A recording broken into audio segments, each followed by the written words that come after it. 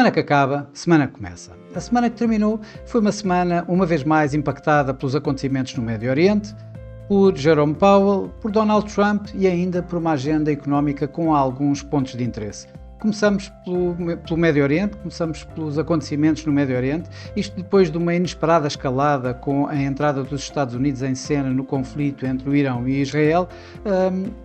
Também houve um inesperado abrandamento destas tensões e desta escalada no conflito, com os Estados Unidos, após os Estados Unidos terem desferido o golpe no Irão e o Irão responder com alguma contenção, acabou por haver um cessar-fogo que tem vindo a durar, que durou praticamente toda a semana, levando um abrandamento nas tensões entre o Irão e Israel e em todo o Médio Oriente de uma forma geral. Por outro lado, tivemos Jerome Powell, que foi a audições ao Congresso, perante tanto a Câmara de Representantes como do Senado, onde foi uma vez mais reiterar a sua narrativa de cautela relativamente a cortes precoces na taxa de juros, isto enquanto não tiver mais certezas dadas pelos dados relativamente a que a inflação não vá voltar a aquecer. No entanto, acabou por deixar a porta aberta a um corte prematuro de taxas de juros, caso os dados acabem por fornecer indicações de que a inflação está a continuar a cair e que, por outro lado, vemos o mercado de trabalho também ele mesmo a arrefecer. Isto numa altura em que tivemos inúmeros discursos por parte de representantes da Reserva Federal dos Estados Unidos, grande parte deles alinhados nesta narrativa cautelosa de Jerome Powell, mas onde começam a ouvir-se algumas vozes dissidentes que apontam para a possibilidade de vermos cortes de taxa de juros mais rápidos, nomeadamente já no mês de julho, isto de alguma forma em linha com aquilo que Donald Trump tem vindo ultimamente a pedir e mais uma vez esta semana voltou a fazê-lo, voltou também a atacar ferozmente, eu diria, Jerome Powell e a Reserva Federal dos Estados Unidos. Continuam a vir notícias na possibilidade de haver aqui assim uma nomeação mais cedo do que é normal por parte de um novo presidente da Reserva Federal dos Estados Unidos, isto para continuar a pressionar de alguma forma a tentativa de forçar um corte de taxa de juros por parte da Reserva Federal dos Estados Unidos. Claro que isto tem riscos, um dos riscos foi alguma pressão que os mercados acabaram por levar o dólar norte-americano. Isto numa semana onde tivemos também aqui uns dados económicos de alguma forma interessantes. Os investidores estavam a olhar primeiro e principalmente para os dados de atividade económica privada, os PMIs, que na Europa vieram um pouco abaixo do esperado, já nos Estados Unidos vieram um pouco acima do esperado. Tivemos também ainda dados de inflação, que na Europa acabou por ser ligeiramente acima, tivemos os dados de inflação em França e em Espanha. Nos Estados Unidos tivemos o Core PCE Price Index, ou seja, a medida preferida do Fed para a inflação, que veio um pouco acima do esperado, 0,2%, em termos anuais de 2,6 para 2,7, portanto acima do esperado. Isto acabaria por dar aqui assim razão à tal narrativa de Jerome Powell para ser cauteloso nos tais cortes de taxa de juros, mas, entretanto, os dados dos rendimentos pessoais e das despesas pessoais acabaram por vir muito abaixo do esperado, alimentando, uma vez mais, expectativas do mercado para que esses cortes possam vir um pouco mais cedo. Isto numa semana onde ainda tivemos um Banco Central, o Banco do México, que cortou a sua taxa de juros em 50 pontos base. Ora, tudo isto acabou por dar aqui assim um suporte aos mercados acionistas que acabaram por, de uma forma global, estar bastante positivos nesta semana.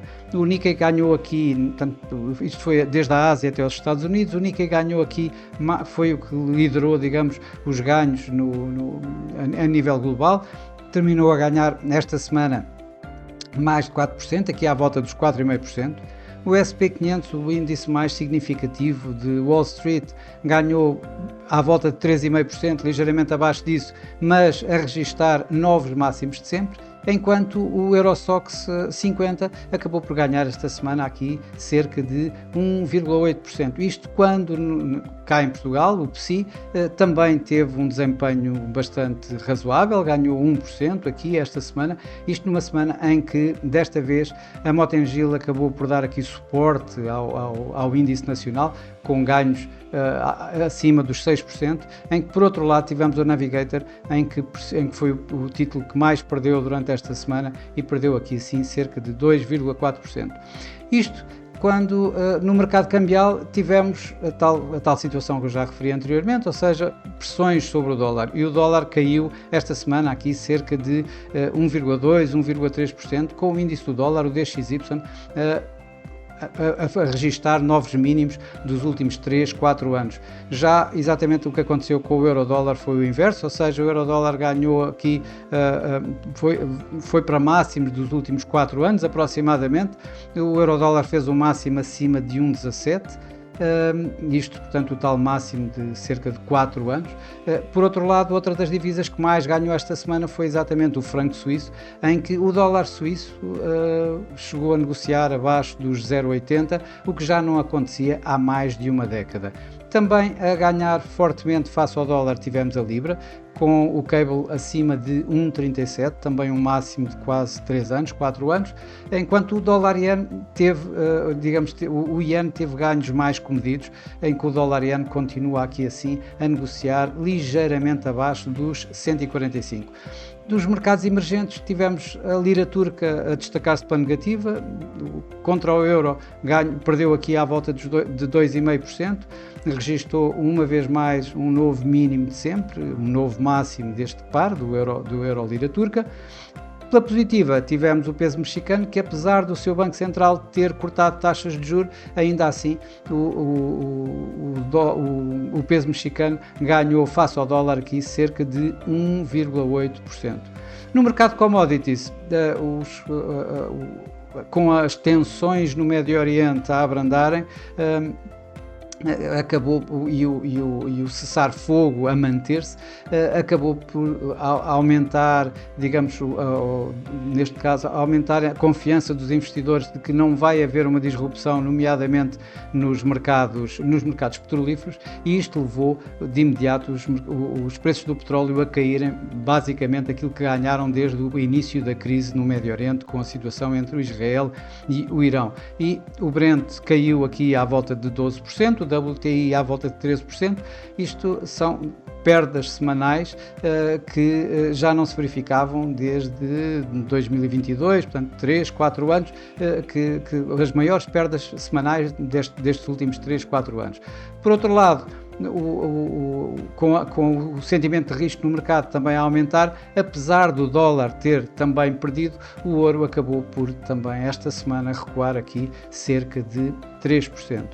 A semana que vai começar é uma semana que provavelmente vamos ter novamente as tarifas como o foco dos mercados.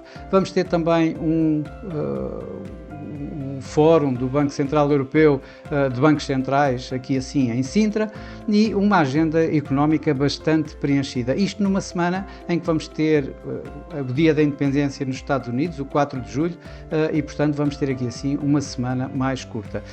De facto, as tarifas, o limite para os tais 90 dias que Donald Trump tinha dado de suspensão de tarifas estão quase a terminar. Estes últimos dias, esta semana, antes disso acontecer, provavelmente vamos ver quais serão os acordos que vão aparecer. Para já, Donald Trump, no final da semana, acabou por ameaçar, de alguma forma, começar a enviar as notificações formais de quanto é que vão ficar as taxas, caso não sejam conseguidos acordos, e, de alguma forma, houve aqui assim algum crispar de relações com ameaças logo no final, mesmo no final da semana, com o Canadá e de alguma forma com a União Europeia. Isso vai certamente impactar aqui o sentimento de mercado durante esta semana.